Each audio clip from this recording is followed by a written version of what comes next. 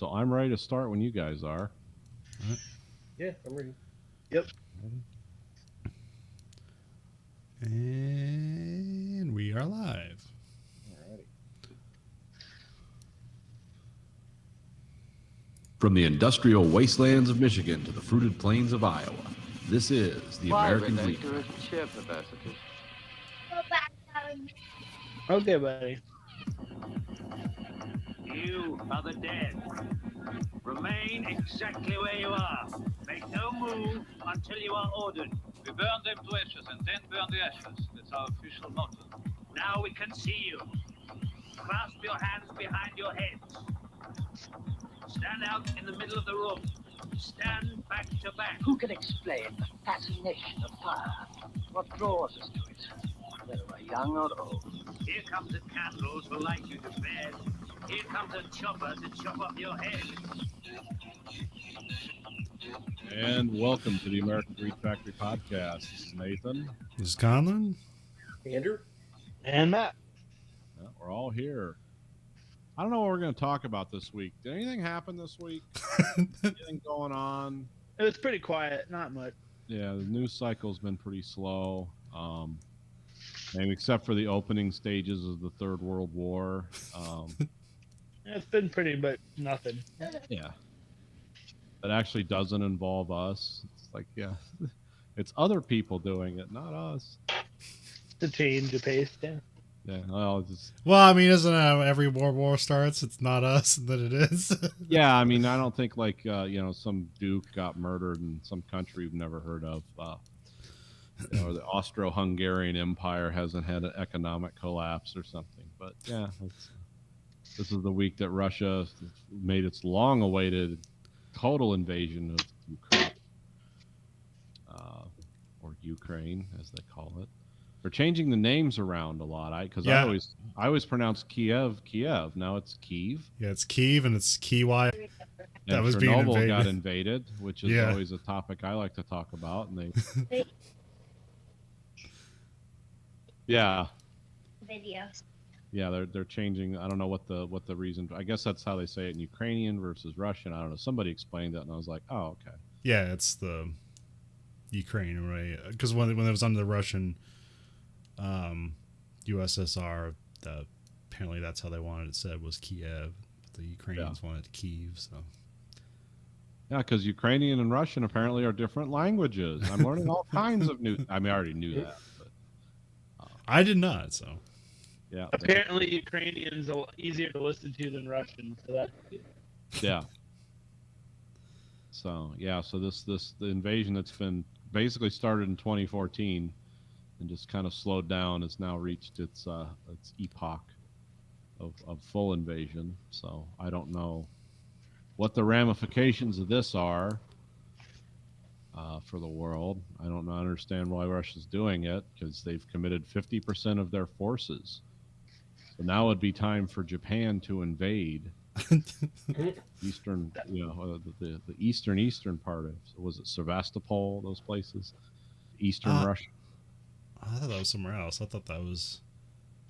I don't know. I could be getting it wrong. Okay. I know that there's a large city, and it's like, oh, this is in Russia, but it takes 28 hours to get there. Like, what? It's like, oh no, it's the Interesting. far eastern part of Russia. Yeah, I dusted off Remember, Sarah Palin could see Russia from her house. Yeah, she can't see Ukraine from her basement, though, so that's too bad.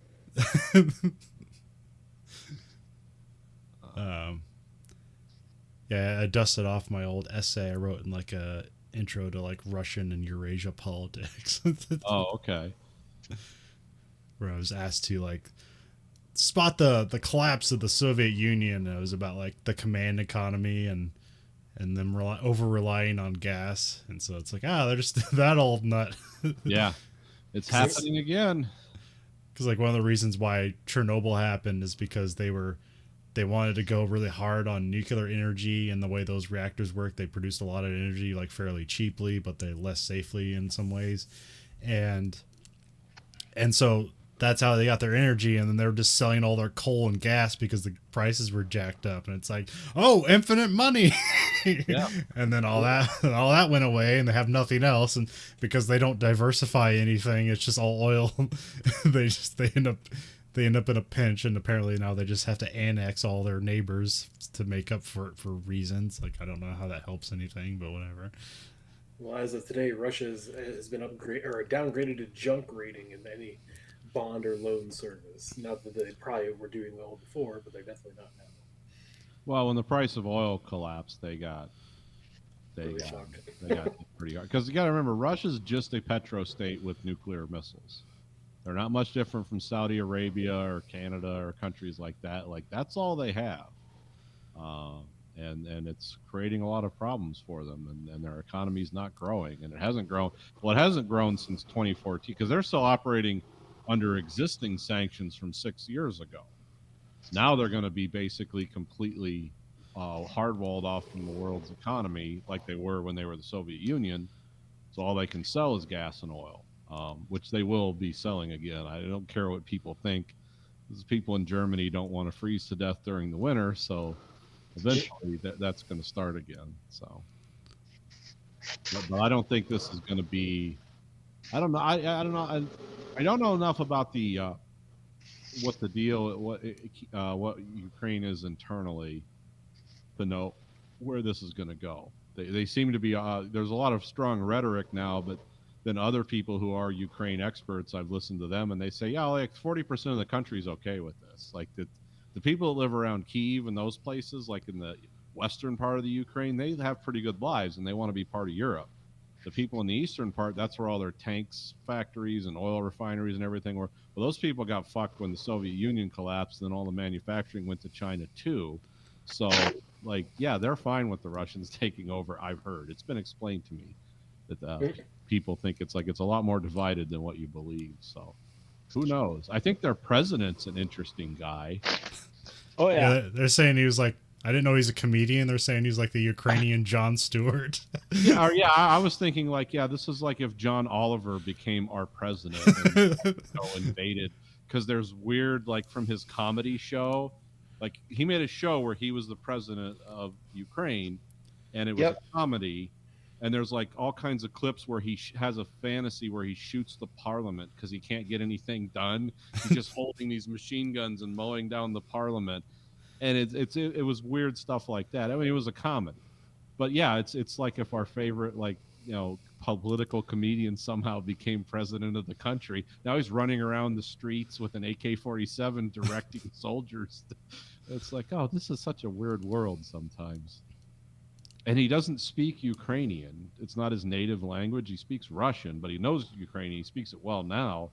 But it's like where he grew up and where he's from, it's like that you learn Russian first and then Ukrainian second. And it's like, huh, it's such a strange. And it's not like any of us ever paid attention to that country before this, or Chernobyl. You know, there's that heavyweight boxer Klitschkov. He's like there with like a machine gun on a roof somewhere.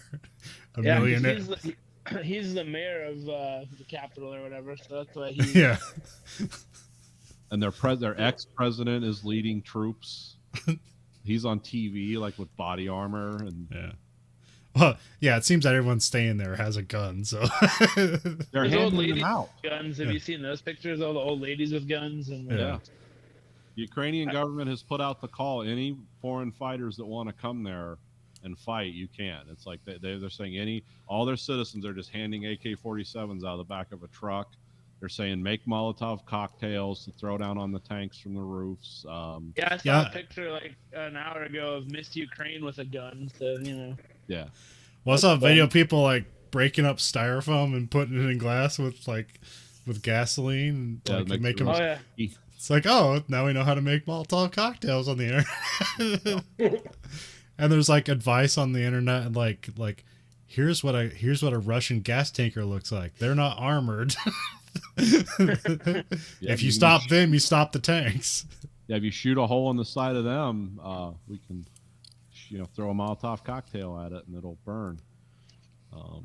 And like, I have absolutely no idea like how things are actually going on the ground, because it seems the way the Twitter and Reddit want to make things seem, it makes it seem like Ukraine's kicking a lot of ass, but that's also just an effort on the media to try. Also, this seems like the first time where really like a war's been essentially like tweeted and social media. Because I mean, you had that stuff in the Iraq War, but not really to this extent. Do you mean maybe like that video of the lady that's like, if I was Putin's mom, this wouldn't be happening? Have you seen that? It's ridiculous. No. I've just seen the ones where it's like a bunch of like tank columns and like supply lines are just torched to shit. Yeah. It's like, oh, well, this isn't going well for the Russians, but I actually don't know. Well, we've given them, like, between us and the British, and they listed all the weapons that have just been given. And, like, the biggest thing we've given them is Javelin anti-tank weapons. Like, they're just handing those out. Like, again, here's your AK-47, here's your Javelin. The instructions are on the side. So if they have that many, and they can, you know, effectively have a line, yeah, they can do a lot of damage. Well, but I don't know. I mean, a stat I saw, which, and it's, who knows if it's true or not, like the most thing that's been taken out are tanks. There's like 160 tanks have been taken out. Well, there's media tanks and then there's tanks. Yeah. Because the media, any like armored troop carriers, like they took out a tank. It's like, no, that's an aluminum hulled armored carrier, which I wouldn't want to fight with either. Yeah. Those are dangerous as well, but that's not like a, you know, an actual like main battle tank. I heard that the Ukrainian tanks are actually better than the Russian ones because they make tanks in the Ukraine, and the small force they had, because they export them too, they've kept upgrading them all the time, but they don't have like 10,000 of them either. So, yeah, who knows what's going on? It's yeah, a bunch of abandoned vehicles, just Russian tanks and stuff, or BMPs, and just civilians like going through them, and it's like, I don't know where they went. taken. Well, they ran out of gas, is what I've heard. Yeah, probably. Yeah. Because their supply chain situation's a mess. Because God, why wouldn't the Russians do it right? I mean, this is the most troops they've deployed since World War II. Like, this is not something that's normal for Russia. And they've also taken more casualties now than they ever have since World War II. Because they took casualties in Afghanistan, but they were spread out over more days. Like, if they continue this casualty rate, they'll have 5,000-6,000 people dead. And a lot of Russian soldiers I've heard are just like, they're not, like, really, as soon as they encounter resistance, they're like, turn it around. We're not dying for this. Yeah. So, Yeah, also I don't know, because there also seems to be a narrative out there about, like, it doesn't seem like the Russians necessarily want to kill Ukrainians because they're too much like them, so it's harder to kill them. It's like us going to Canada. Like, we're going to invade Canada and shoot all these people. And it's like, yeah, they look exactly like us, and they speak the same language. Or we could only kill the Quebecs. Yeah. Those French people, though. But also, again, that's like all these narratives floating around, like no idea if they're true. And yeah, so it's hard to say. It's a weird mess of a situation that no one expected. I mean, yeah, I think if the Ukrainians fight a pitched insurgent type resistance, they'll do a lot of that, because they'll basically have the world giving them stuff to do damage with. They're not going to be like making their own bullets one at a time. yeah. If you can fire Stinger missiles, like a half a dozen of them, it's like, yeah, you just shot down a $20 million aircraft. But yeah, so who knows what's going to happen? I wish them the best. I do. You mean the Ukrainians? Yeah, yeah. Okay. You want to make that distinction? Just wish them the best. Don't identify who. Yeah, I'm 100% behind Putin. Well, human. Just like all the nice people at CPAC. Yeah. Yeah. Okay. Yeah, I like all the conservatives that think Putin's great. It's like, what are you talking about? I don't know either. It doesn't make any sense. Yeah, I was waiting for the first of the idiots that, like, when this happened, someone to be like, Putin's a really smart guy, and then of course it was Trump. It was like the first one out there saying it. He's out. Walked right into it. Well, Trump says we need to do this to Mexico because it would stop crime in America. And I'm trying to envision U.S. occupation of Mexico. What a nightmare that would be. Because then they'd all just come up here. Just everyone would come here. That happened in a video game. It was one of the Ghost Recon Tom Clancy games. Oh, okay. I don't remember the narrative. It probably wasn't good enough because it wasn't actually written by Tom Clancy. But yeah. But yeah, that's the thing. Yeah, that's Even a Tom nightmare Clancy's not story. dumb enough to invade Mexico. There's a lot of people in Mexico, and it's like, oh yeah, they're gonna be great people to occupy their country. Because then everyone in this country would go into withdrawal. And what a mess we would have here. Like domestically, Mexico would gain territory. They'd get Texas back.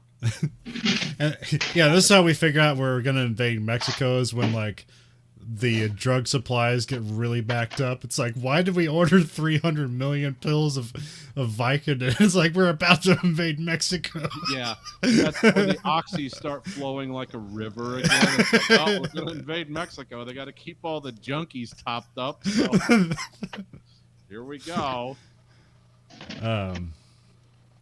So vaguely rated, I have an F1 update.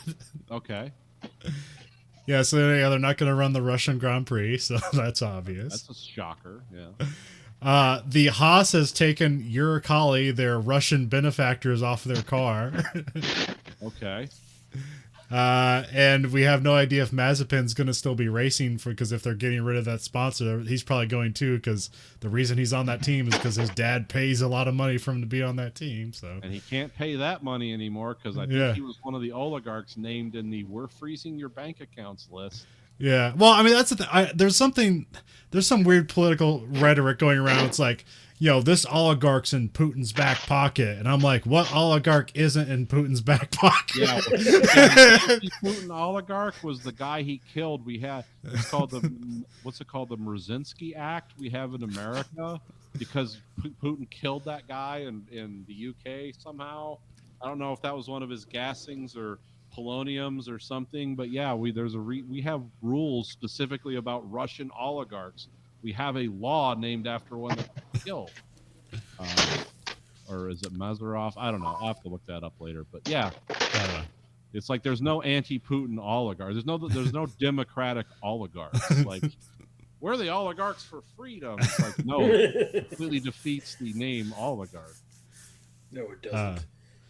I did see a tracker that was tracking all the Russian oligarchs and where they are flying to, and Oligarch watch. And Mazepin wasn't on it, so I mean, there's that at least. So at least he's not running from his country. So. No, his name appears on a list the State Department put out. It could be another Mazepin, I don't know, but I remember it's like, oh, that's an F1 name when I was reading through the list of all these, consonants and vowels in the wrong place names. So. Jesus Christ. Are the Russians invading your video? Yeah, I'm trying to keep them back, but Sorry, my dog knocked over something. It's the dog. Yeah. He's an idiot, so I don't. I know, I understand. So yeah, they had testing this week in F1. It's not a real, it's like a pre-test. So because the rules changes are so big this year, they're going to have 2 testing sessions. So this is one, and then there's a second one next month. Okay. Because every time they've had big rule changes, it's been a total shit show. It's like, oh, these cars aren't working, so now they're giving them a lot more time to test the cars. And yeah, all the cars are kind of like, all the cars are pretty wildly different. But I'm not sure. With these testing stuff, you can't take lap times and compare them, because they're just going to be too different when they actually start racing. And because it seems like they say like people are sandbagging, so there seems to be a lot of teams that are just putting a lot of fuel in the car and then running the cars on low revs just to see like how they can max the car in its like safest state, essentially. So I know the first couple days it seemed like McLaren was just like running away with things, but it's just like it's not real. It's not real data you can compare. So like the thing you look at is how many laps run, because that speaks to reliability, and so like whoever runs the most laps, that's just kind of like a condition. Is like, oh, they're probably going to be doing good. So of course it's Red Bull and Mercedes run the most laps. Yeah. Actually, most of the teams ran a lot of laps except for Haas and Alfa Romeo really didn't run a lot because they had some reliability issues. But it was a lot of like fuel line stuff, which seemed like and the engines are essentially the same. They're slightly different, but they're essentially the same from last year. So that seems weird that that's the thing that they're having reliability issues with. But you know, every once in a while, when you create a new form factor of a car and you jam an engine in there, you're gonna have all sorts of like heating issues and stuff. So that's the things that pop up. Yeah. The things that are gonna be different is like they have the bigger tires, but because they're low profile tires, there's less of a cushion to it, and so the bigger cushion you have in a tire, the more it acts like a suspension system unto itself. So they have to beef up the suspension. So the suspension is going to change pretty heavily. They have the ground effect stuff. And then because the tires are taller, there's like visibility issues too. So they can see less. Right. But I mean, it's like, imagine the tire's just an inch taller and it's like, that's how much less you can see. So it's not really, I don't know. It's not like they're tractor tires or something.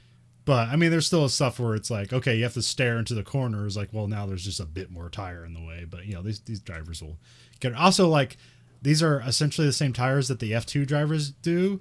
So almost everybody in the field has used these tires before. So it's just kind of a data point that comes up, but it's really a non-issue. But also there's like these little wings that go over the tires, and so that's a little bit extra like visibility, but it's not that much. But the big problem is what they're called porpoising, or what the engineers want you to call it is oscillations, and not porpoising, because that sounds stupid. But because, you know, F1's very British, you got to come up with the dumbest name possible. Yeah. So it's basically like the car, when the car is like on the really fast straights, there's a point where the car starts rocking back and forth like very violently, because like as you go faster, you have more downforce in your car, and so it literally pushes the car down. And then if like the car just bottoms out, then that cuts off the ground effect, and then the car pops back up and gets pushed back down, pops back up, gets pushed back down. That makes for a fun experience driving at 140 miles an hour. Yeah.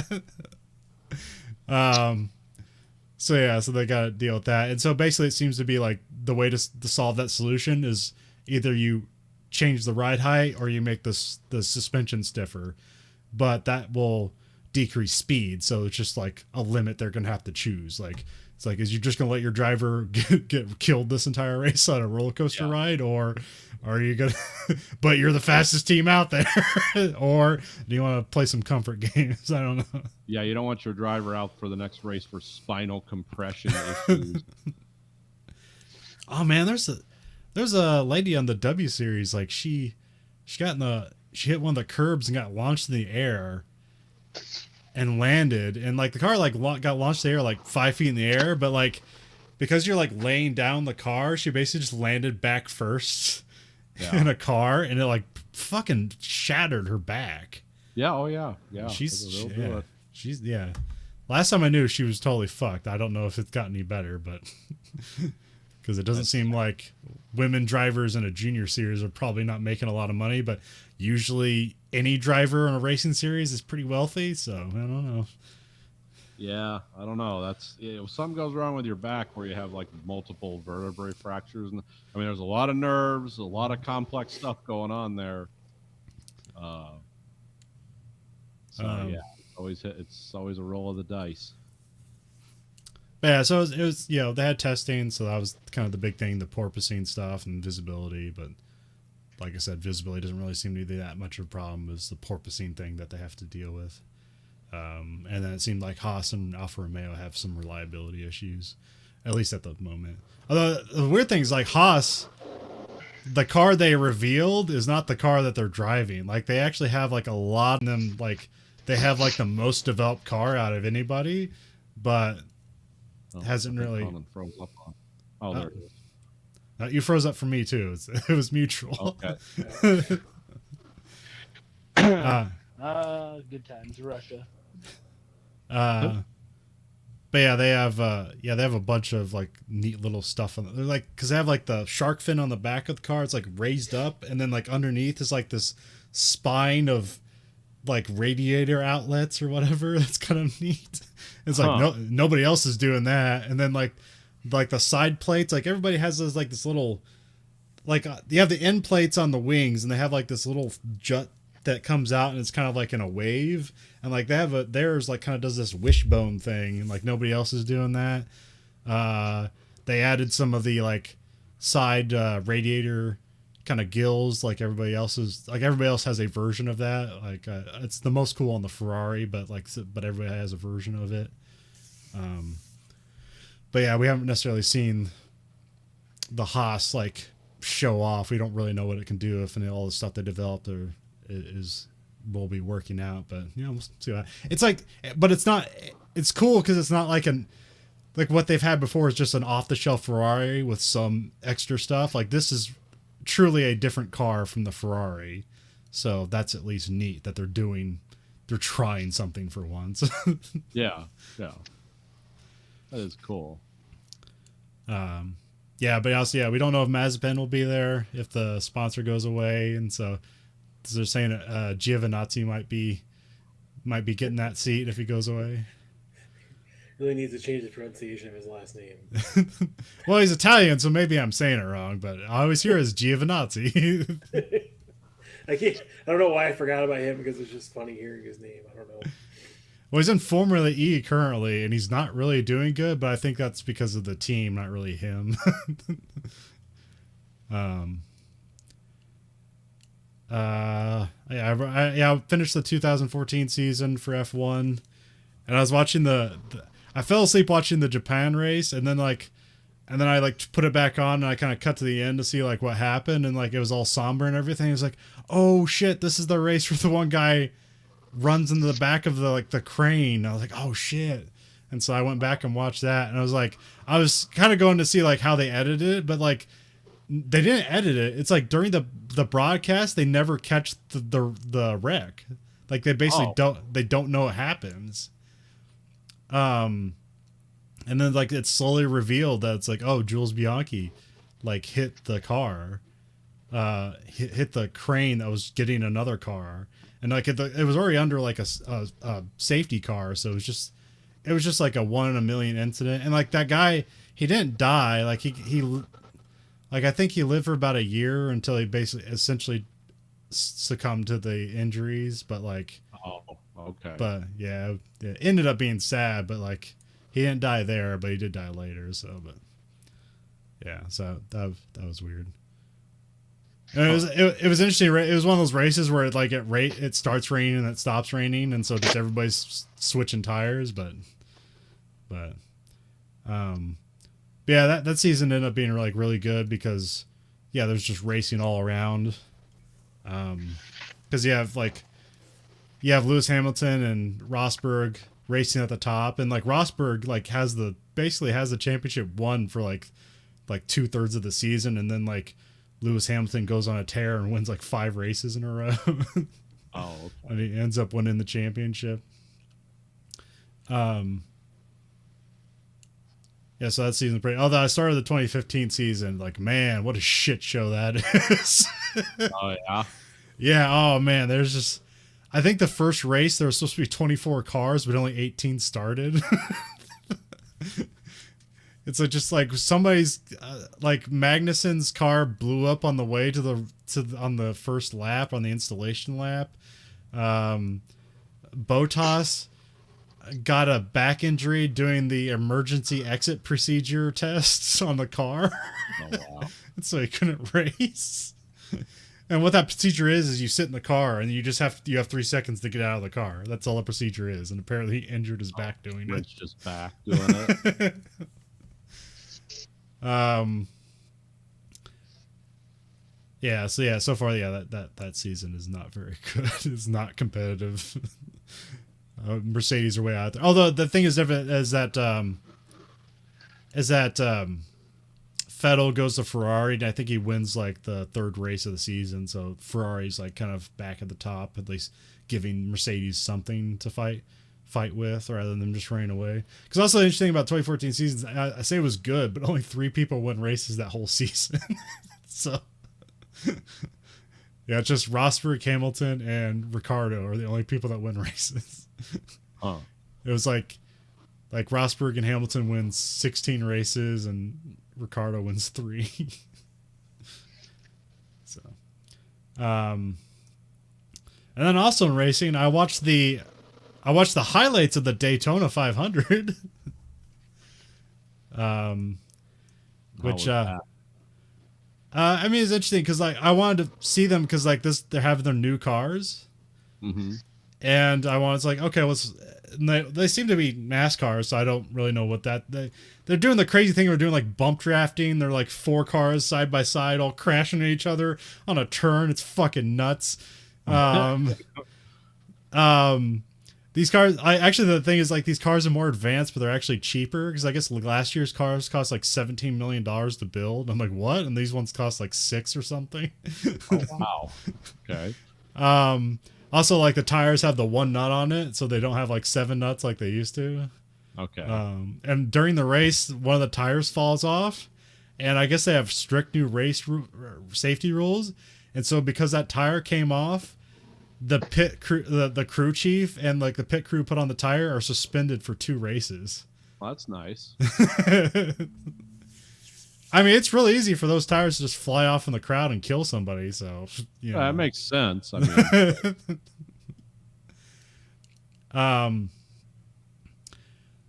yeah, I don't even know who won. I know Bubba Laws came in second, and then Jacques Villeneuve came in 20th out of 40, and he was a former F1 champion, and he's 50 years old, and he started just going to do NASCAR. nice. So yeah, I guess it's not too bad for that guy. Also, I found out he is related. He's cousins with Denis Villeneuve. Of course he is. Yeah, that makes sense. Yeah, so it's like, okay. Yeah, I guess rich people can be talented, you know. Yeah.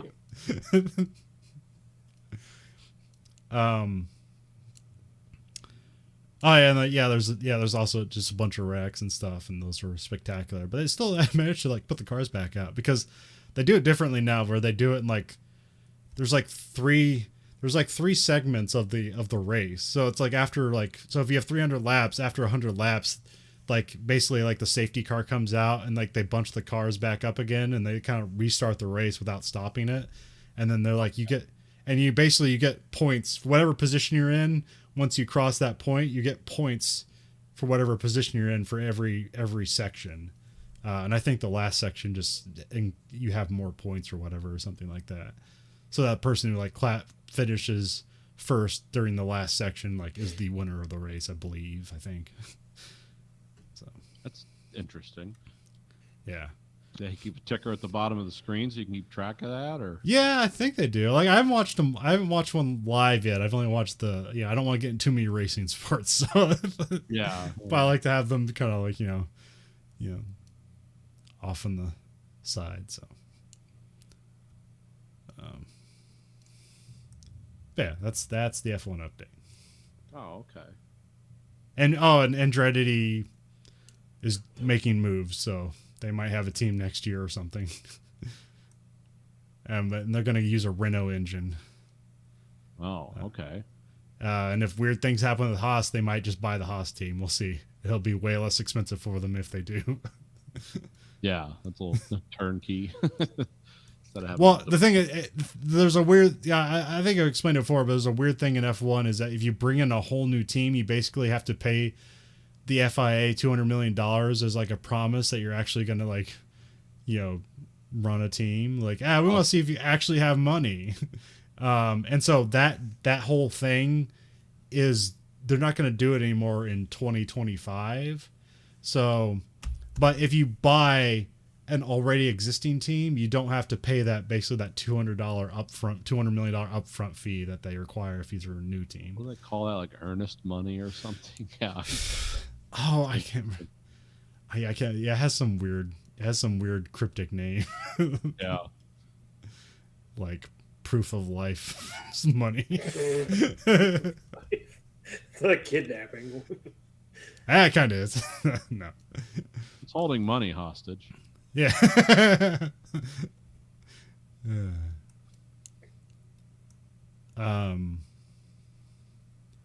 I guess I should sell you guys on the probably the craziest show on HBO Max. Okay. Well, it might be the craziest show. I mean, I don't know. Have you guys heard of the Beforeigners? Mom talked about it once. Nope. It's a Norway show about people who are like from the past that are just like being shot forward in time to modern day Norway. Actually, it's all over the world, but we only focus on Norway. And they just like pop up in the ocean, and so some of them drown and stuff. And now you have like they're called Beforeigners. They're called time migrants. They're called like the chronologically displaced. That's good. Sign me up. I'll watch it. And there's a Viking lady who is like a cop, and she's like working on this like Beforeigners murder case and stuff. And it's like, and it's deadpan comedy. Like it's almost like watching like Naked Gun, but they just don't have wacky stuff flying around. Like it's just like everybody being serious. Is OJ Simpson in this? I would. Maybe Norway's OJ. Well, it's actually like it's a very clever way to have like this kind of like conflict of immigrants in a country that's just full of white people, because you have like, because then it's like there's this cultural difference of people who look exactly like each other. That's pretty clever, actually. And so yeah, then it's like, yeah, it's like, oh, you just hate these people that look exactly like you, but because they're from a different time, that's why you hate them. And it's and there's a lot of like sections, so it's not all Vikings and stuff. There's all different kinds of people. Like this, the main cop, he's like addicted to some time drug that they give the Beforeigners because to like help him reassociate with time or whatever. And like this cop is hooked on it, and that's like illegal. And then then like his wife ended up leaving him for like some guy who's like a turn of a century like psychologist or something like that. So are all these people from the past though? Yeah. Okay. But it's in modern times. So what's the mechanism of time travel? Who invented it, or is that like a unknown factor? It's a mystery. There's the one guy's daughter's in a class, and this guy starts explaining how like time is compressing, and then like that's why people can only go forward in time and not backwards. But then we find out then we kind of figure out at the end of the first season that's might be some conspiracy. But I've only seen the first season's only 6 episodes, and I think the second season's only 6 episodes. But yeah, and it's just fish out of water, like comedy and stuff like that, but just played deadpan. Yeah, I'd say it's like pretty good for how dumb the concept is. It's done very well. Check that out tomorrow. But also like, like be prepared when you watch it. Like just like people are gonna come out of the woodworks. Like your mother's gonna show up, dead relatives are gonna show up. Go, what are you watching? And somebody's gonna be fucking on the television or something, or someone's gonna be naked, or something's gonna be dying. So it's one of those shows where it's just like, just something uncomfortable is happening like every minute. And someone's gonna be like, "What are you watching?" And you're like, porn." Just easier to explain it that way.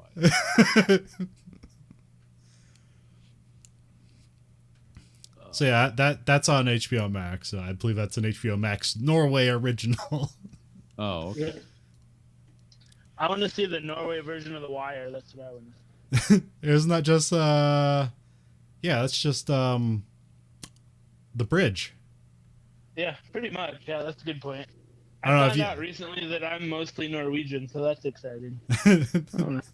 What do you mean you're mostly? I did a DNA test. I'm like 80% Norwegian, apparently.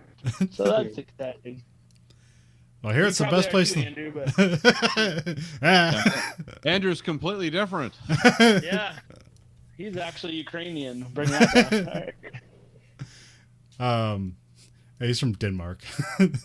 I just remember our genealogy thing from like fucking middle school or some shit. So grandma lied to us. or something. It's like, Well, I mean, she didn't really bring up Norway that much at all. I think it was mostly like fucking Denmark, Poland, Czechoslovakia, Netherlands, and something else. I mean, Denmark's pretty close. I That's what the whole bridge show is about. Is there's a bridge in? Is it Oz? Oh fuck, I can't remember what it is. It's like it connects between Denmark and Norway. It's a bridge that like goes out into the. It's like a bridge and that dives under the sea. It's a really cool bridge. That's what the show's about. And so. Would you say it's a bridge over troubled water, depending on the day? Yeah, I don't know how. I don't know. Is that the Black Sea? I can't remember. I'm getting Matt stuff. It's like when people call like basically think that the entire United States is New York and California and Texas. Like that's all. It's not. It's also Mexico. Don't forget Mexico. Yeah, they're part of the United States. Forget Mexico. Yeah, because Americans in like TV shows, it's like, oh, he's from Texas and he sounds like one of the Sopranos. I don't think that guy's from Texas, but I think that guy's from East Virginia. Yeah. That's West Virginia's less popular little brother state, East Virginia. Oh, my wife did one of those DNA things for Christmas. Yeah, the one I did was from 3 years ago, so maybe it's spoiled. I don't know. Well, she found out because we just thought like she was like generically Irish or something, and she found out, oh no, she's not. She's like 6% Irish. The rest of it's like English and Swedish. It's like, huh? Did you know about that? And she's like, no. I have those too. Yeah, it's like, oh, I didn't. I said that's weird. That explains why you're a cold person. And she smiled and said, "You're right, Nathan. You're right." But she didn't disagree. I mean, oh, there you go. It's my wife. She has a good sense of humor. Borat voice, my wife. My wife. Strong at plow. She beat me. Cut off my crumb if I go with other women. It's true. That's what happened. Oh yeah. Anyway, I don't know. I think we might have tripped over it or had a delay. Another thing, back to the Ukraine thing before we get into the movie, is Chernobyl was taken. The Chernobyl site was taken by the Russians, and I don't know why. Someone explained it's like a great place to stage troops because there's a highway that runs from there right to Kyiv. So. And with all the radiation, you don't need streetlights. So. Well, the thing that's dangerous about it is like that site's mostly cleaned up, but a lot of it's contained. And it's like I don't think you want to start shelling stuff around there. You could. Yeah. I guess that makes it's a good cover. Yeah, it's like you don't want to drop bombs on their staging area, but I don't know. Well, I can't remember. It's like is one of those reactors still running? I can't remember. No, I think they shut the last one down in like 2008 or something. Okay. But there's like 4 reactors being decommissioned there right now. And it's like, that's not, it's more controlled than reactor 4 was, and it's sudden decommission. It took seconds to decommission it. But yeah, the thing I've always heard, because, you can be a tourist there, and I've always been so fascinated by it. I wanted to go there someday. Doesn't look like that's going to happen anytime soon. I bet the rates are pretty low right now. So. Yeah, I could probably get like I guess from what I've seen on the news, like the Russian paratroopers and stuff that landed were talking to the CNN crew. It's like, yeah, come film us. We don't care. That's cool. We're fine with it. It's like, oh, so yeah. Maybe they're just go there just show up like Sean Penn with a camera and say you're doing a documentary. It's fun. Yeah, do it. From America. I want to learn about Chernobyl. But yeah, that was interesting that they took that. I guess they have all the scientists there, the international scientists, like they have them all like in a building. Like you can't leave in case something happens. We might need you here. But yeah, there's a bunch of tanks and stuff there now. So it's basically a bomb-proof target.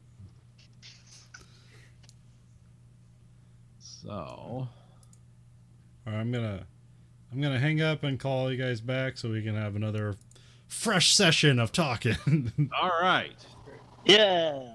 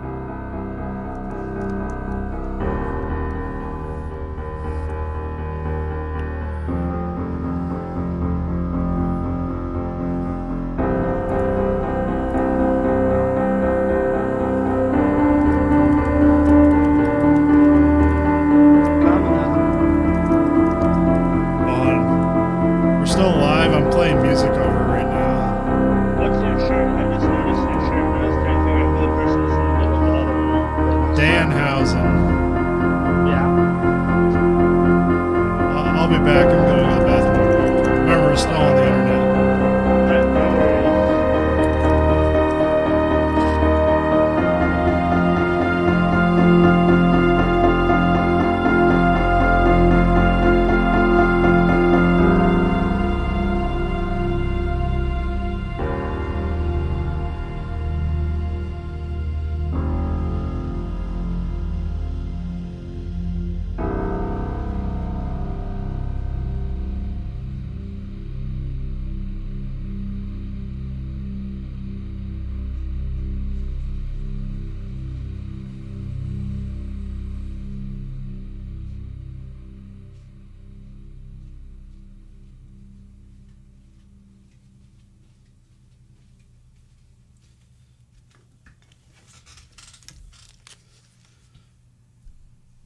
Oh, the music stopped. Oh, there it goes again.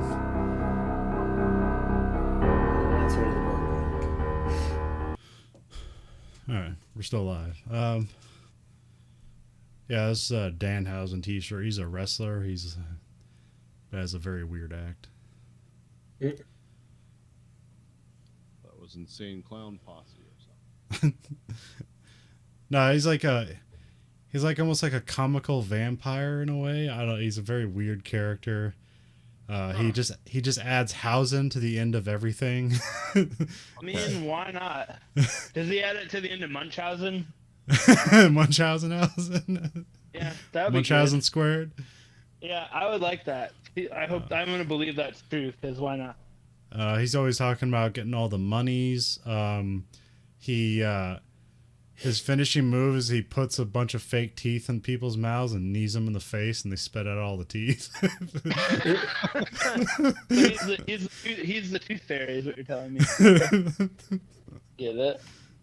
Yeah, he's very like I've never even seen him wrestle. I just know his like act and his shtick, and it's very funny. So I got a t-shirt. That is pretty funny. I like it. He recently signed with AEW. He broke his leg like 3 months ago, so it's still healing. But because his act is so good, he doesn't even need to wrestle. So He broke Hausen his leg Hausen. yeah, he's the first one interviewed on the Conan O'Brien Needs a Friend. Oh, nice. But he wasn't That's a on good there. podcast. He wasn't on there as himself. He was just on there as like a friend of as a fan of Conan O'Brien. Oh, nice. And then he was explaining that he was a wrestler, and they were like laughing up. And he's like, "Wait, what do you do?" He's like, I just do this," and he like attributes it a lot to like Simpsons and stuff like that. It's like the kind of humor he's going for. Yeah, he has a finishing move called the monorail. It's great. She says monorail. Monorail. And so this is like done in the guise of like a Chicago flag. So instead of the stars, you got red teeth. Oh yeah, that's what I thought it reminded me of. Now you say that, that makes sense. 'Cause I was like, that looks like the Chicago flag. Yeah, because this is reminiscent of a CM Punk t-shirt, so he's kind of riffing off of that. So I mean, that's the great thing about Danhausen is that he can just steal things from other people, add Hausen to it, and change it a little bit. It's mine now. Yeah, he's like, this isn't the same. Hausen's on it. So, He kind of walks around like this, hunched over, and he talks like this. I mean, why not? Did he talk to that on the podcast? I hope so. No, not that podcast. He was just normal. So. Okay, well, next time. And so yeah, his face is painted all weird like this. So. I approve. Very nice. And the other wrestling news, Cody Rhodes had left AEW and is probably going to show up in WWE. One of the founding... I was going to guess that he started working at A&W. My bad. That's actually a joke that Danhausen did. Oh, is it? Well, look at that. Yeah, I'm going to work for this A&W. and then actually A&W sent him like a resume, like, or what do you call that? Like, Cease and desist. no, like when you're like they send him a job application. Oh, yeah. At least they were cool about it. Yeah. All corporate. Yeah, and they sent him a bunch of A&W, like all the bears and stuff like that. Oh, that's funny. And he opened it The up on his bears. podcast. So yeah, that's Danhausen. Never seen a match of his, but I've seen everything else around him. He's good at fucking around. Well, he was on the Independents, and he worked for a company called ROH, Ring of Honor, and then they recently just like restructured their company, so they're not going to have like contracts with wrestlers anymore, like year-long contracts. It's just a like a match at a time basis. So they're just going to become a super indie because they're owned by Sinclair, so they have broadcast time. So. Yeah, when I worked at a Sinclair station, sometimes when I get off work, that would be on, and I'd be watching it. I'm like, this is crazy. Like, okay. Yeah, even though that's a super conservative place, like actually the Ring of Honor was like probably the most like responsible around the pandemic, because they just like paid all their people and just everybody stayed at home. They didn't film at all. They didn't try to get the whole essential worker visa like some of the other ones did. Yeah. Well, also they're pretty like close with the or New Japan Pro Wrestling, and that's the same thing they did, where they just like yeah, this is a problem and we all need to be involved with it, so we're gonna pay you money and just stay home, and then we'll all figure it out afterwards. And then ROH was done with that, and they're like, all right, now our solution is nobody has any more contracts. Yep. Well, that's one way to do it. That's one way to control costs. Yeah. It's all, yeah. So yeah. It's a fun way to say there's no more contracts. It's also a fun way to saying you fired everybody in your company. Yeah. But wrestlers don't have a union, so where are they going to go? Independent contractors. It's a fun life. Oh yeah. Best thing ever. Hookers and wrestlers. Or sorry, strippers and wrestlers. They should have a union together. That'd be good.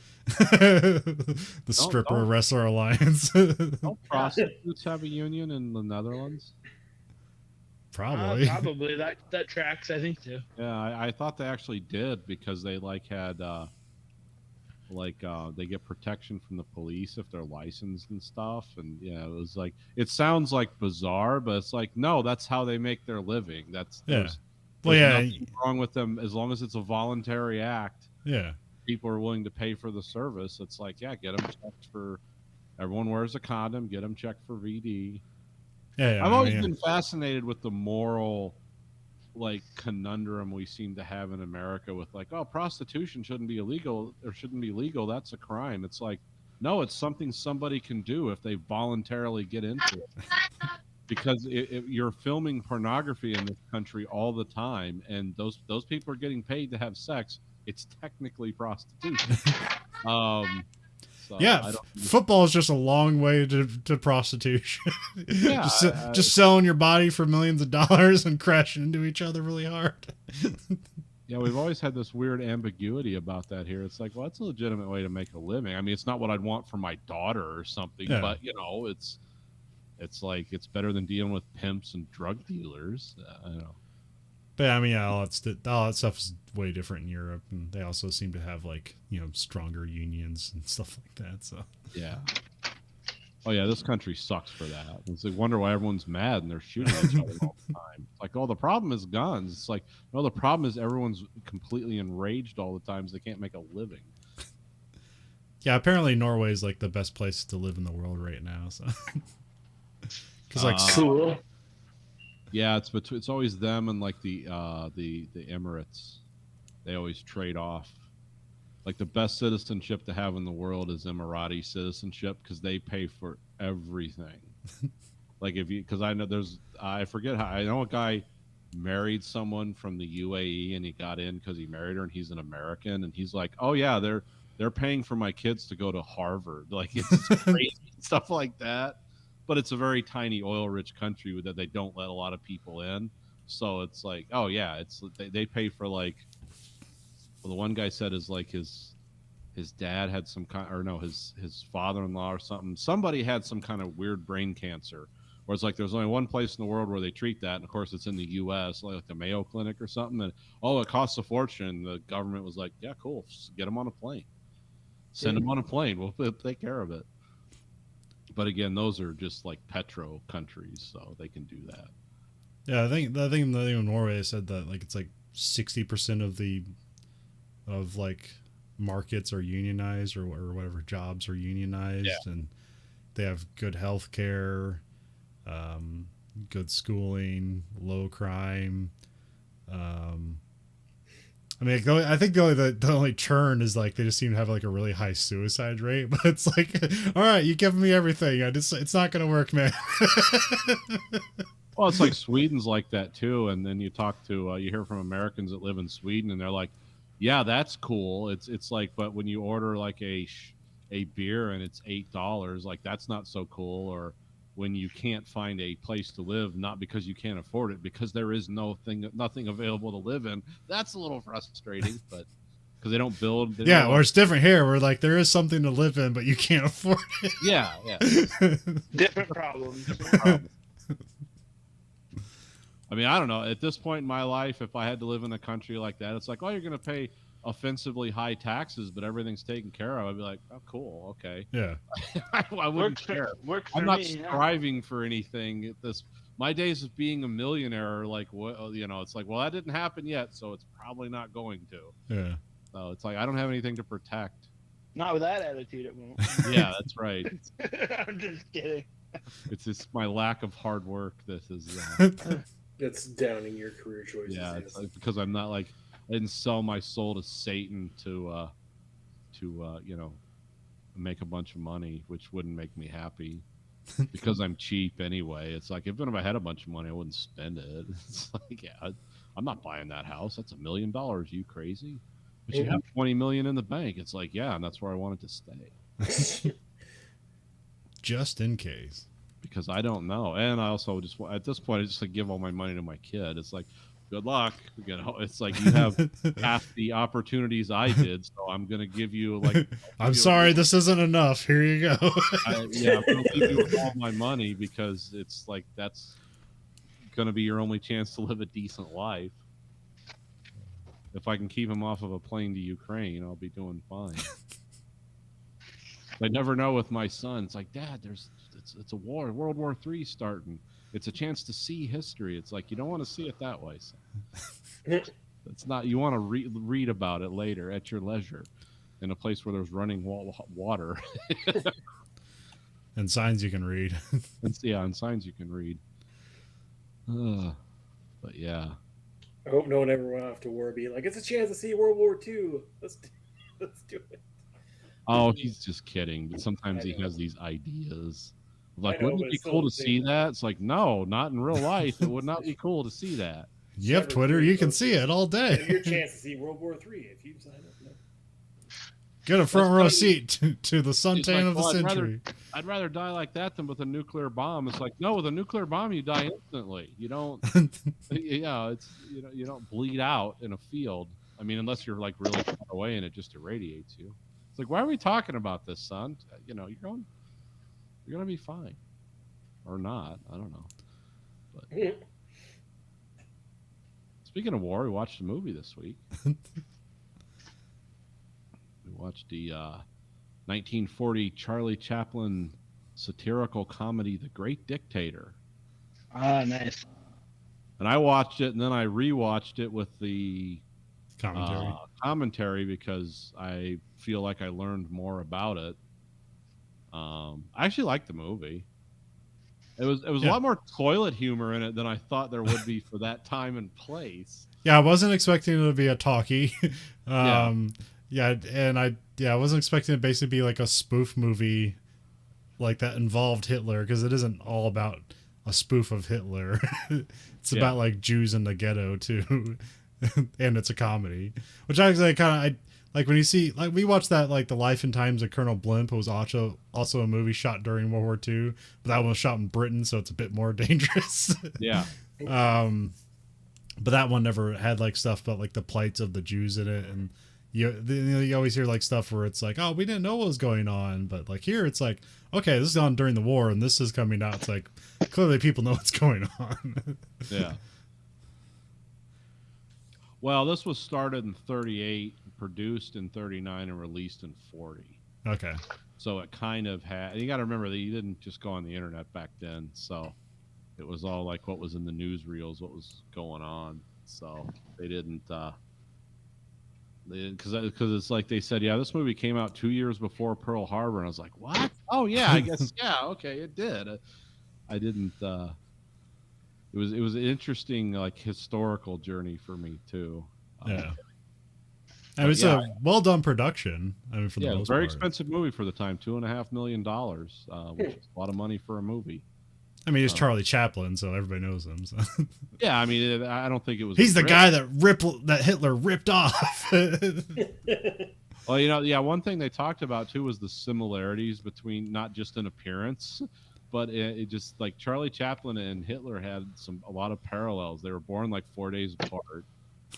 They both had mothers they loved and fathers they hated. They both found great success in a country other than their own. Well, I mean, success. I mean, well, Hitler had his political career in a country he wasn't born in. Oh, where's Charlie Chaplin from? England. Oh, okay. Yeah. I guess that makes sense. Yeah. But he was more successful. Well, like everybody in this, they're acting like German and Italian, but they're clearly just like dudes from New York. So I thought just everybody was from New York in this thing. No, Charlie Chaplin's from the UK. Okay. I don't know how long. I kind of makes sense. He kind of has the way his voice is, sounds like a guy on like a radio play or something like that. Yeah. So. Yeah. Because some of the people that were in the silent film era like that had problems transitioning over because they had just weird voices. Yeah. Yeah, there wasn't a lot of voice training or voice acting in, silent movies. Charlie Chaplin was one of the few that really made it, like basically doing the same stuff. Like other people made it from the silent era to films, with voice tracks, but they were like serious actors. Whereas Charlie Chaplin kind of did the same thing, which is good because that's what people liked about him. But it worked also But there's a lot of like silent film architecture in this too. Oh yeah, those parts where he's just like falling over the place and there's no words for like 5 minutes. Because this is a 2-hour movie and it seems like it shouldn't be. But yeah, it's pretty long for a comedy. But I don't know, it has a point. So yeah, it's a message movie that I'm gonna say it's kind of uneven. Like the stuff with the dictator when it was actually, what was his name, Hinkler? Yeah, because everyone had a weird or name. Hinkle. I think it's Hinkle. Yeah, Hinkle. Because Goebbels was garbage. Goering was herring. I think so. Yeah. Yeah. Oh yeah, there's like I think because all the people they're making fun of are also white, so probably it doesn't come off as like problematic. But like when they do foreign accents, it's just people yelling like common foods from the country. Yeah, he was doing when he do his crazy Hitler style speeches. He was always saying like Wiener Schnitzel, and that was a thing with Chaplin, was speaking in gibberish. Like he could actually do that well. Because they were talking in a commentary once at some big New York party. He fooled everyone there because he was talking gibberish to the Chinese servants, and he was doing it so consistently they thought he was talking to the servants in their language. So they didn't know what Chinese sounded like, and the servants were reacting because it's Charlie Chaplin. It's like, oh, this famous guy is paying attention to me, and he fooled everyone. He's like, no, I was just making up stuff. I wasn't speaking in. Because there's a lot of that gibberish speak in this too that he does. Yeah. Especially the German, because when there's dialogue, they all speak in English. But yeah, when it's like German is a language of frustration and rage, but he's just saying food items and adding words together and just to mock the Germans. Yeah. And Hitler was a really mockable guy. If you look at guys like Churchill. Like Churchill looked funny. I mean, and he admitted that he did. It was a joke he made. He's like, "Oh, I still look like a baby. Like I just look like a grown adult baby," because he was bald and he had that kind of pugnacious face. And Roosevelt wasn't funny, but everyone knew he was like kind of wheelchair bound. But he was always like a serious guy. And then Stalin, you wanted to make fun of him, but it didn't work out too well if you did. But Hitler was a buffoon, and Mussolini was just a caricature of like an Italian Napoleon, because like he always had his chin stuck out and his chest puffed out, and either like for us that would look ridiculous, but for them I guess it worked for whatever percentage of the population that supported Mussolini. Yeah, well, when you're gonna see somebody like on a pedestal and not like broadcast on TV and stuff, I guess that probably looks good. Well, you know why Hitler did like all this crazy stuff when he gives speeches and stuff? So the whole crowd could see, right? Yeah, because they didn't have like a back screen projection TV that was showing his face. He learned that from like mimes and magicians. Like Hitler was a student of communication and manipulation. Now his message sucked and his ideas were terrible, but he'd be a good pitch man if he wasn't like a sadistic mass murderer. Like Hitler was like a guy who knew how to do the speeches and get people enthralled. That's why a lot of people were drawn to Hitler, but when they actually met him a lot before the war, they're like, oh, why is everyone enthralled with this guy? He is an angry, the British called him like the corporal. He's just an angry little corporal. Like there's nothing, this guy doesn't have anything to say. He just has a great show he puts on, but there's no message behind it. And, which I thought was real funny in this because it's the same thing. It's like Hinkle just gives dramatic, ridiculous speeches, but yeah, he's just a petty guy.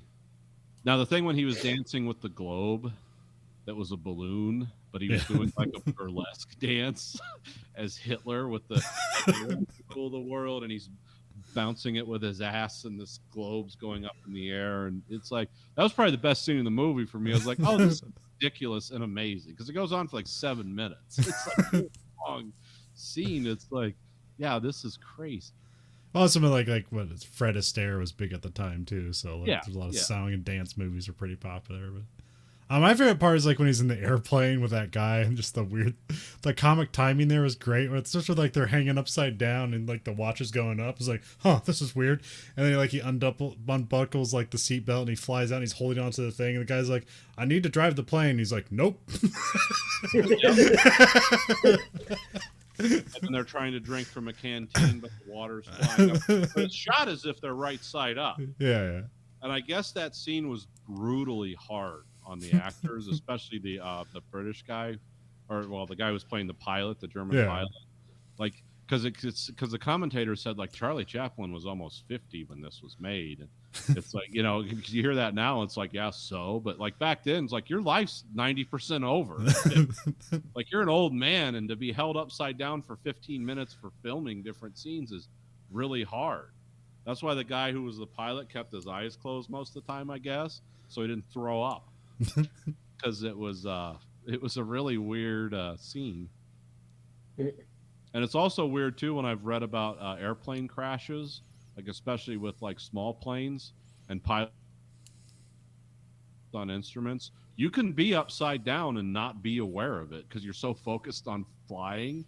That's like, oh yeah, a lot of people have crashed because they're like, oh, I got to pull up, and pulling up, of course, puts you right in the water. And it's like, yeah, someone who didn't know anything about flying, like because Charlie Chaplin was trying to fly the plane because this guy was injured. It's like, hey, I wouldn't know if they were upside down, except when he tried to drink water and it was flying up, his nose. And I like when they were firing the big gun, like the World War One, Big Bertha. That was quite a set they built around that. Yeah. I mean, that looked good. That didn't look stupid. It was like, oh, they spent some money here. And then when he's in the AAA gun, and it's of course swinging around and hitting the guys and knocking them over. And I like when he's trying to. It's like, oh, this is a spoof movie. When he's trying to like go to the fuse on the shell, and the shell's like turning around on him, following him, spinning around. I was like, this is funny. It's so stupid. I'm surprised it still works. Good on you. It does. It was funny. And then, of course, when they finally figure out that the general is like, whatever, is like, run. And they run 10 feet away and the shell explodes. And I'm thinking, yeah, that would have vaporized everyone. But, it was also turning around and following him. So it was funny. Because when he fired the gun, because the first time they fired it, it blew up an outhouse. And they showed an outhouse exploding, firing this giant gun that takes like 15 guys to load it. And they actually pantomime that out. And then an outhouse explodes. And the second time, the gun, he pulls the trigger, it makes like a farting sound and just falls out of the end of the barrel. It's like, I didn't know censors allowed that back at that time, but I guess if you're making fun of Hitler, you might get a pass on some of that.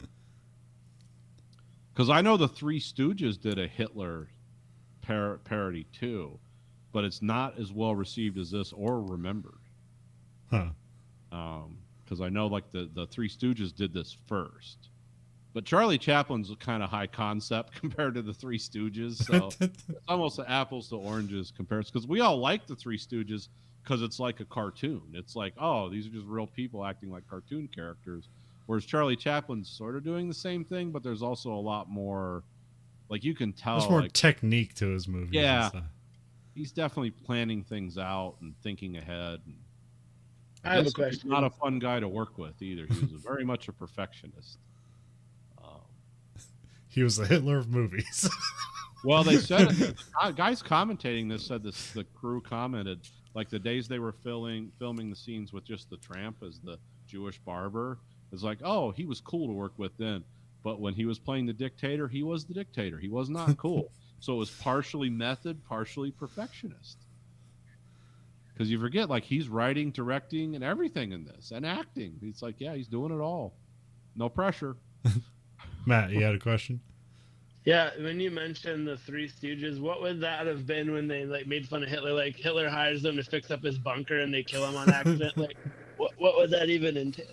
I'm not sure because it came out in like 38 or 35, or no, 38 or 37. So I don't remember the premise of it. I remember they did one because Mo, of course, you know, he had that. I think he had that weird mustache for that, and he was doing like the weird limp-handed Hitler salute. I don't remember all of it. It wasn't the best. Like, there's Three Stooges episodes I specifically remember. Like my favorite is the plumbers. When they hook, like, you know, the guy turns on the stove and water shoots out. It's like, that's the Three Stooges stuff I like. I don't remember. I don't know. Is the Three Stooges like one of those things where is it one of those where they made like 400 episodes, but you only remember 3? Or is it, Yeah. or did they make like 13 episodes and you just remember parts from every one as if they were different episodes? Probably something like that. I know I Okay. watched a lot of Three Stooges when I was a kid. Yeah. So yeah, because I was like something cheaply acquired by your like local station. So they were just always WGN on. all day long. Stooges Marathon.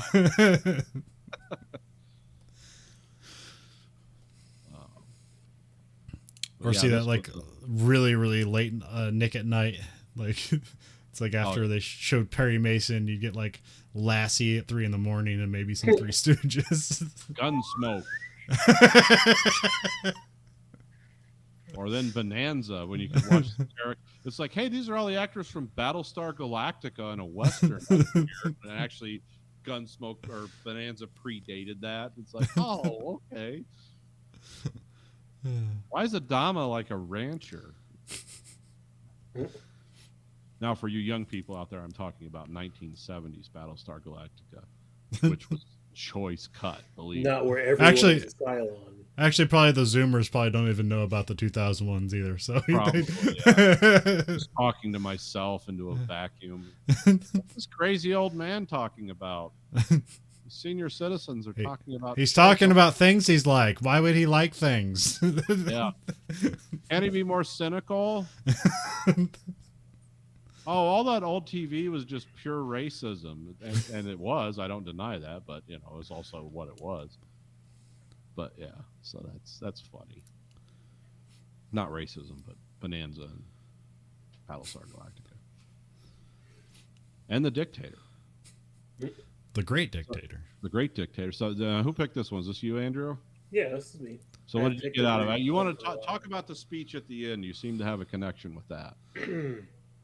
Well, no, I picked I wanted to see this movie before watching the speech at the end recently due to the recent events in Ukraine and stuff like that, where it talks about don't let brutes control you, don't let the machine control you.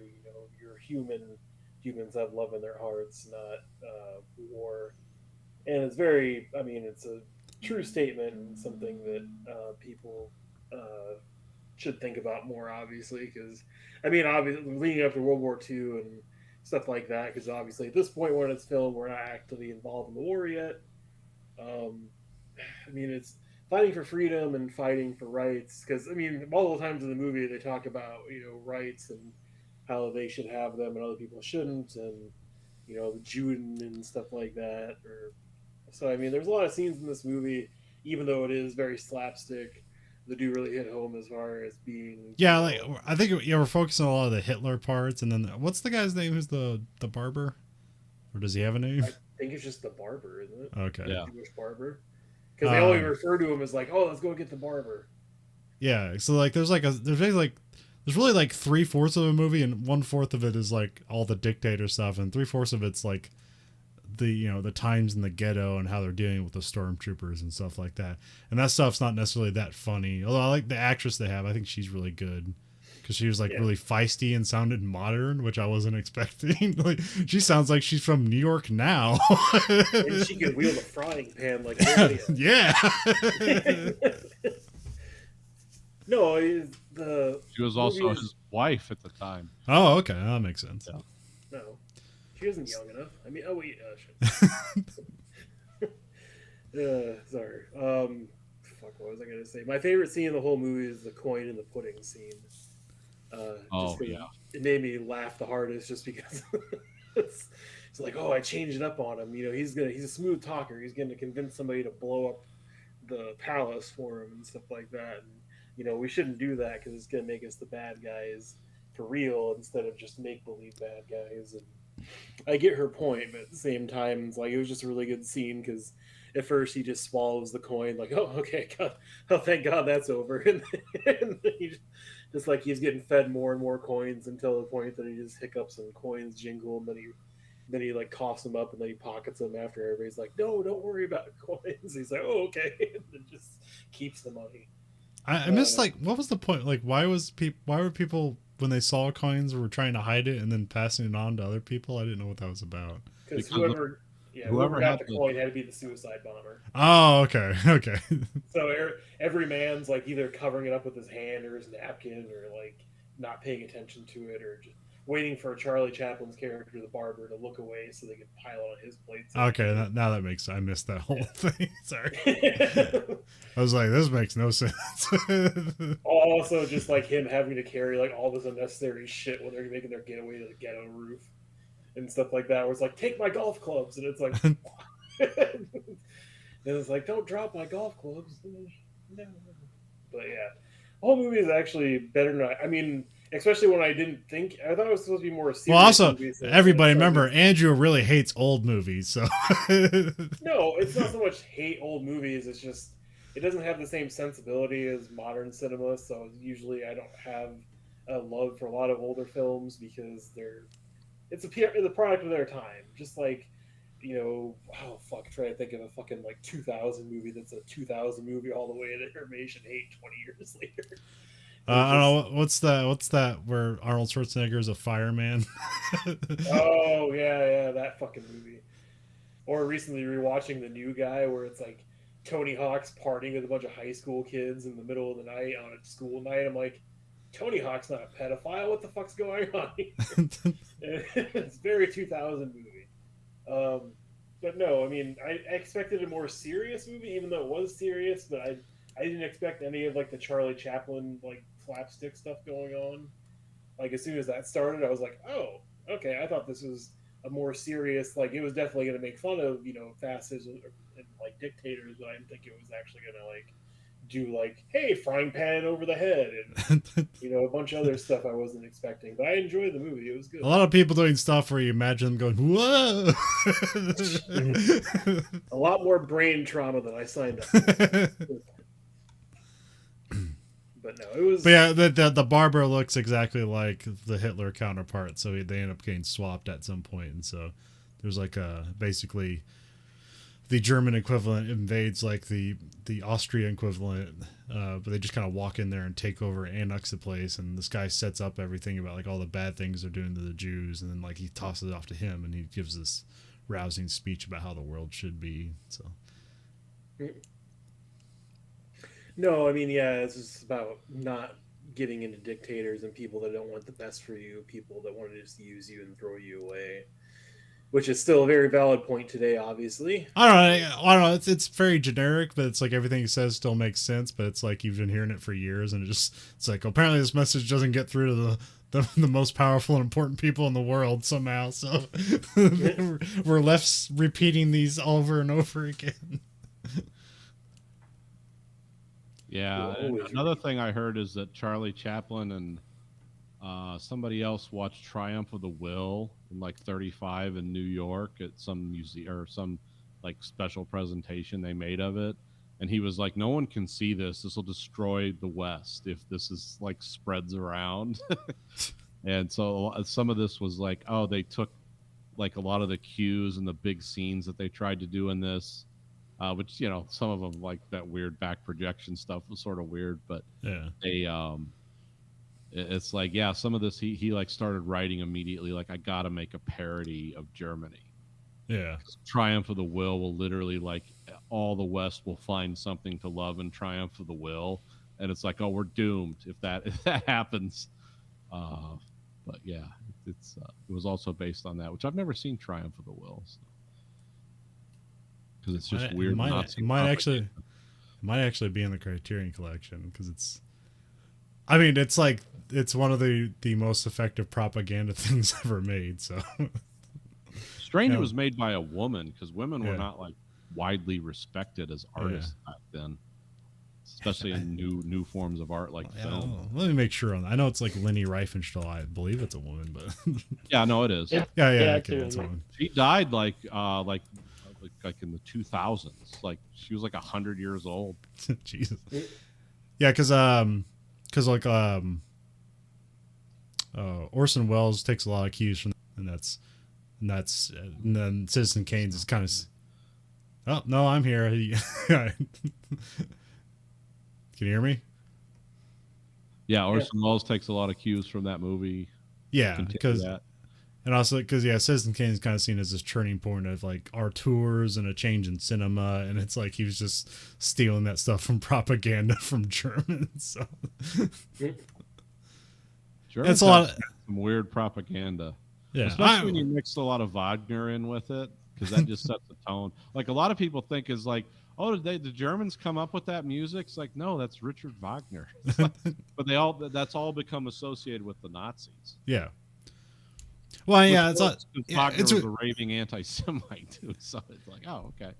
Yeah, it's weird. It's like a lot of what modern film like comes out of like fascist propaganda from the Germans and propaganda from the Russians, like trying to find out the most effective ways to edit movies and what actually makes people feel things. And like Russia has one of the biggest film schools in the world, like at least at the time, to do that stuff, and they just studied it and but it never actually amounted to anything for them. Like it was just propaganda, but like everybody else saw that stuff and like made cool films with their ideas.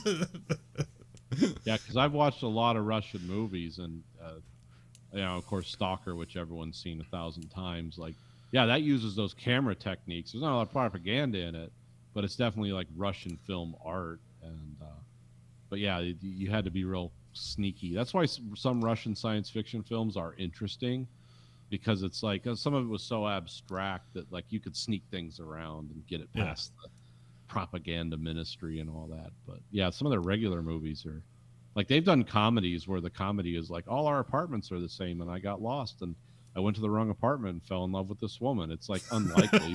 It's kind of cute. But it's dark too from our perspective. It's like, oh, they live such a balkanized life where everything's the same because their country can only provide them with one flavor of milk and one pack of cigarettes and one apartment that all looks the same. It's like, yeah, you can find romance in that in the most unlikely places. But that's how we view it. They viewed it as just ironic and funny. Because that was during the Brezhnev era where they built like the most apartments ever, and they all looked the same. Yeah, still have a lot of those too. Yeah, the Russians knew how to once they knew how to make something, they knew how to pop it out. Yeah, and they were the same all over Russia. Like you have the same, because they had they have apartment names for each era. Because they have the Stalin type apartments, which there weren't a lot of those because he died in the 50s. But then you had the Khrushchev apartments, which were okay, but they had like centralized heating and stuff, which wasn't fun for everyone, because the higher to the top, the closer to the bottom you are, the less heat rises, so you're just cold all the time. And then you had the Brezhnev apartments, which had the luxury of like 2 rooms and individual heat, but they all were all made from the same template. And they have like, you know, the biggest civil works project in human history was that Russian rail line, the southern, they call it the Asiatic line now. It's not the one that went from like Leningrad all the way to the Eastern Empire. It was the one that went down and over.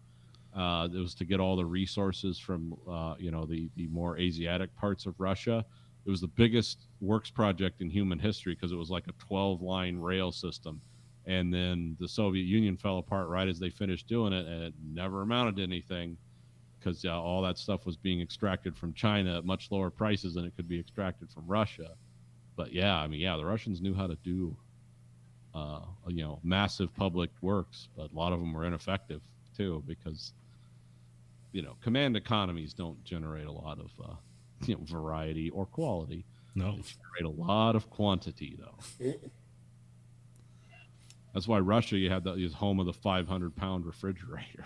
Because they could make steel cheap. They couldn't make aluminum or plastic cheap. They could make steel cheap. So we're just going to build cast steel refrigerators. And you're going to need a crane to get it up into your place. So well, at least you can write it like Indiana Jones out of a nuclear blast, though. Yeah.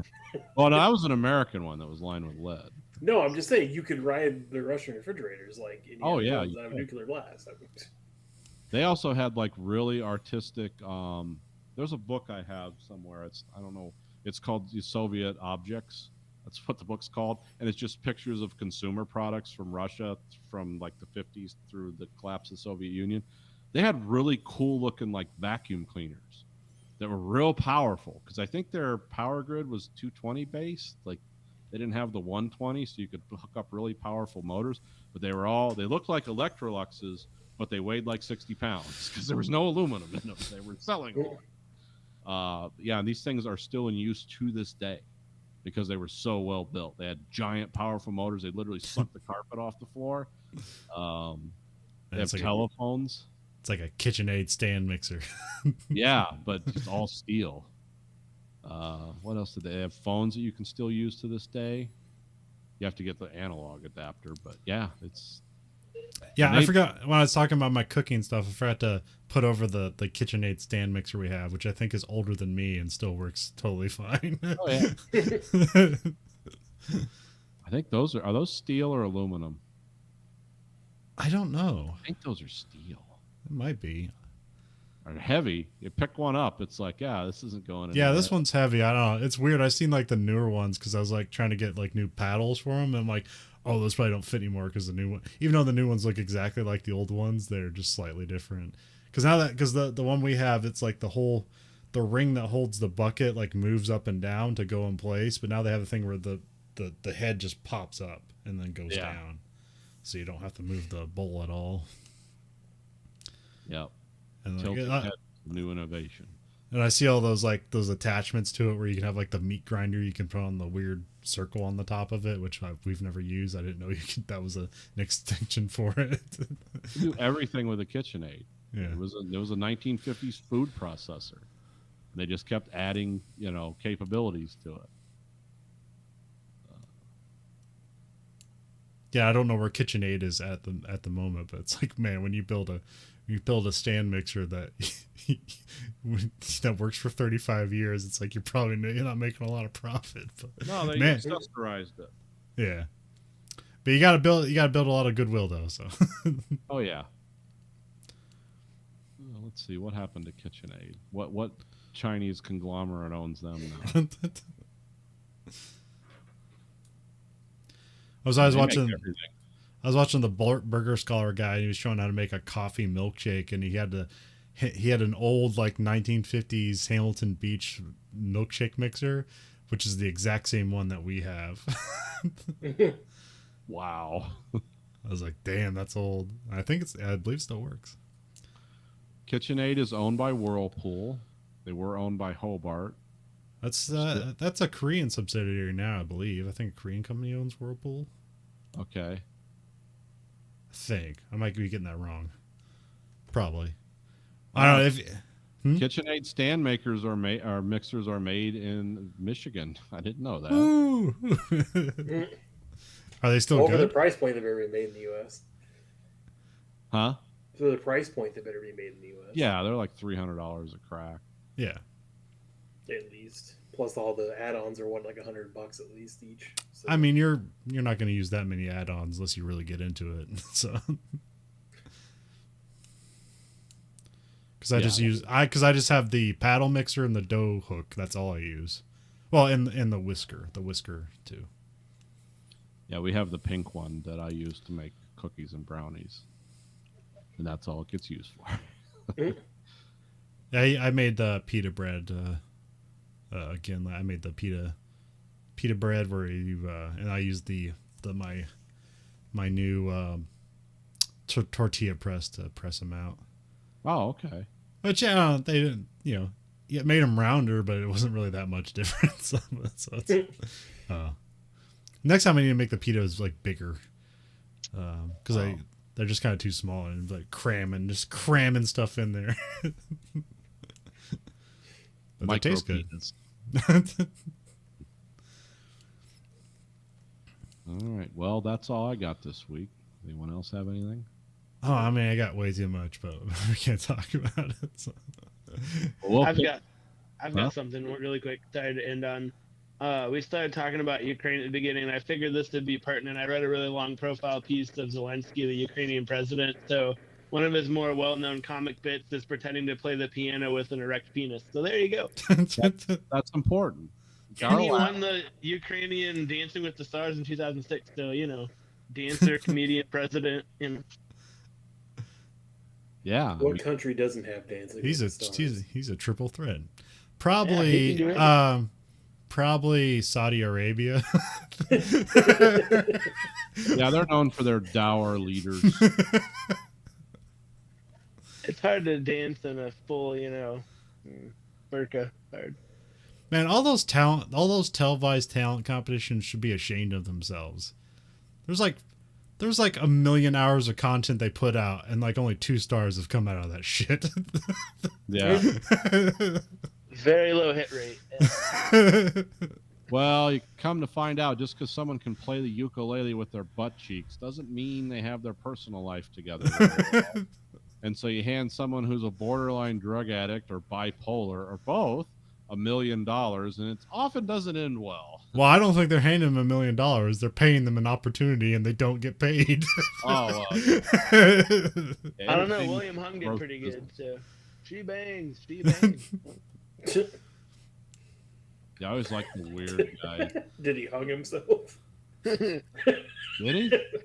No, I don't know. It wouldn't surprise me. I wouldn't be blown away, but It's I just don't think he's coordinated enough. I don't think he could do it. Just playing she bangs while he's just roped up, tongue hanging out. He's slowly rotating around. While backup dancers are just like. yeah, people that worked all their life to be dancers, and they got this guy who's like half a weirdo up there just belting out the tunes, and he's getting most of the money, and they got to feel good about that. Jesus. I forgot all about William Hung until you said something about him, so I was like, yeah, what the fuck ever happened to that guy? Probably. Well, I mean, he put an album out, and he probably made money. No. I mean, he probably didn't continue to make money. It's like Rebecca Black. I mean, I don't even think she got money for that stuff, but she just got well known. But that's not even that stuff. That's just a YouTube video, rich people trying to like make their children famous, and they did, and all the wrong way. But yeah, it's like death metal cover for that, or then the one where they bleep out the words. So it sounds like it's like saying vulgar sex stuff. But yeah, it's like Kelly Clarkson. Is that like the only person who like came out of all that stuff? As far as I know, yeah. I don't really follow those shows. Yeah, that's the thing. Like I don't either. But like I should know if somebody came famous from that. I should know them somehow. I was gonna say Kelly Clarkson, probably Carrie Underwood. I guess. She came out of there? Oh, okay. Yeah, she was. I don't remember what she was in. Jennifer Hudson didn't do that well, but she was in American Idol. Oh, okay. Well, yeah, she just did some acting, so She's pretty credible, I'd say. But she got hers. You know, obviously Ruben stuttered. I'm just kidding. I don't know. Yeah, there's been a few. Justin Guarini from Justin to Kelly. What a banger! Good one. And that's all the early stuff. Like that means like that means the later seasons like produce nobody. Yeah, I was gonna say like if we're just strictly talking like reality television with music, but like Last Comic Standing, there's some pretty, you know, Tiffany Haddish was in that, and there's some pretty notable people that did Last Comic Standing. But I don't know, but that show, like, I saw that show and like I knew all those people that were in the show, and it's like these aren't unfound people. Yeah, they're like this person's unknown. You're like, that's not Amy true. Schumer was on Last Comic. Yeah, Not like these were just open micers they pulled out of some club and. Well, I thought the sad up and comer that's filling theaters. Well, I thought there was a sad thing because I remember when I saw an episode of Last Comic Standing and they had a guy kind of do like a set, and like he's like this old Chicago comic. He's constantly on Bob and Tom, but like his routine basically just kind of didn't change, and like he's really funny, but he just doesn't have anything new, and he's just old. And they're like, yeah, he's old and tired. Get him out of here. And it was sad because like I know he's a funny guy. And then a giant hook pulled him off stage. Yeah, that's some of the podcasts I listened to. They were contestants on Last Comic Standing. Which podcast? What's the? There was that one that Tony Hinchcliffe did. Oh yeah, Kill Tony or what is it? Yeah, and then there's Anthony Jeselnik has one with some guys that were on that. I don't know if his podcast is still around. And then there's, of course, Joe Rogan used to have comedians on before he became some kind of, you know, weirdo. He still has them on as palate cleansers in between disinformation people. So that's why I got bored with Joe Rogan, because I really only like to hear the comedians come on there and talk about being comedians. Yeah, but now he just has like. But now he just has like local Texas comedians who aren't funny to anybody but Texans. He just tells me that I'm fat and I'm gonna die from COVID just because I'm fat. And it's like, okay, Joe, that's not. I don't know. I haven't checked in on a podcast of his for about like since Patton Oswalt was on, so I can't really make these claims that he's still doing it. I'm just assuming he's still doing it. Oh no, I subscribed to Spotify to listen to him and enjoyed it for a while, and then we got into all the I'm just going to talk about anti-vaccine and have doctors on and tell everyone who's 10 pounds overweight they're going to die or whatever. And it's like, okay, I'm done. This is not fun. Or then weird Navy SEALs coming on and talking. Like, okay, yeah, this is not what I wanted to hear. So I gave up. But I mean, Joe Rogan didn't offend me because he put stuff out about coronavirus, because I don't take health advice from Joe Rogan, obviously, because I'm fat. As you shouldn't. Yeah, nobody should. But don't tell that to Aaron Rodgers. Yeah, so it's like, yeah, it just became uninteresting to me. It's great, jog up that hill, have fun, whatever. But can you be funny again? I like when he has Duncan Trussell on, because they're always high and wearing weird costumes. That's pretty good. But you ever see one of those? Oh yeah, I mean, that just sounds like them doing a Twitch stream. Pretty much. Yeah, like there was one where like they're wearing how do you say, like ghillie suits or whatever, like, and they were like high on something for like 3 hours, and it was ridiculous. But now the Alex Jones ones are magical to me. Oh, those are pretty damn funny. Even though a lot of those, I don't like Alex Jones, but those are pretty funny. No, I only like it in that format. I mean, because I've always found, about chemtrails that happen to take a piss and everything else. Yeah. I've always found Alex Jones to be wildly entertaining and unoffensive to me. But some people, like, when you start believing the shit he's saying, then we have a problem. It's like, wait a minute, hold on, this is just entertaining. But some people don't cross the threshold between, no, this is serious. It's like, this can't possibly be serious. This is how the world works. But okay. I mean, believe me, I wish people were in control. It would make me feel better. It's like, oh, there's a plan instead of chaos. Oh, thank God, somebody's in charge. I'm not benefiting, but at least it's not my problem. Someone's making bank, and that's fine as long as they're in charge. But no, nobody's in charge. You never know what the hell's going to happen. So that's why like conspiracy theories I don't get shook up and start making it my new religion.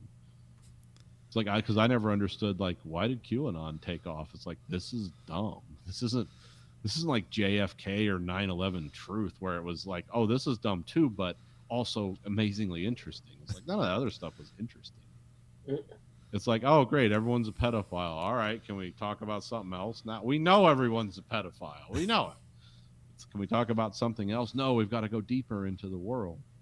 And of course, when you make Donald Trump your Christ figure, I immediately like check out. Then like, okay, all right, I'm done. Donald Trump, Lamb of Christ. He's the most godly person. Wait a second. Yeah, I just don't get it. But Let me shove this Bible in your face. Yeah, he has it upside down and he walks through a church. It's good stuff. my favorite passage in the Bible is from the book of Psalm. And he didn't even say it right. He said book of Psalm, and he named a chapter and a verse that does not exist in that context. And it was written by Frederick Douglass, and he's really popular right now. So. Yeah. From the book of My Himalayas. favorite passage is in courtesy of Motel 6. Like that's my favorite passage. I used to go to this website that would send me weird Bible quotes daily. Like, you know, the ones you could get like, and then she lusted after her lovers whose, you know, horse or whose genitals were like donkeys and whose emissions were like horses, and all that Old Testament shit that's really weird that translates into English as pornography.